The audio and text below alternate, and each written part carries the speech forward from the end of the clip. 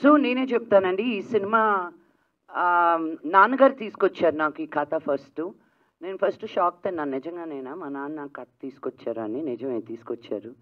And I was very excited that మేమిద్దరం కలిసి first time సినిమాలో, నాకు ఊహ తెలిసాక సినిమా చేస్తున్నందుకు.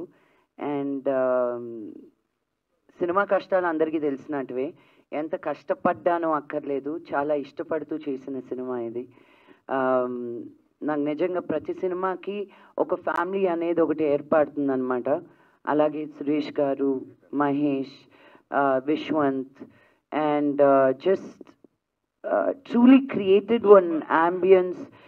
ఎప్పుడు ఏ ప్రాబ్లం వచ్చినా ఈ సినిమాతోటి నన్ను ఒక్క మాట కూడా, మీరు నమ్మరు, మహేష్ ఒక్క మాట కూడా అడగకుండా మేము వస్తున్నాం, ఎక్కడికి రావాలి, ఏం చేయాలి అని.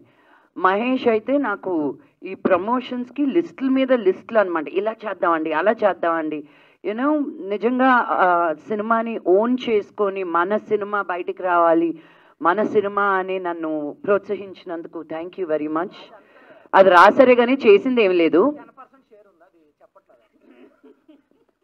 అది కూడా లేదండి, నేను కూడా చెప్పేస్తున్నాను. నన్ను ఇలా కమిట్ చేసింది అందరూ అనుకున్నారు. No no, but I'm just saying it.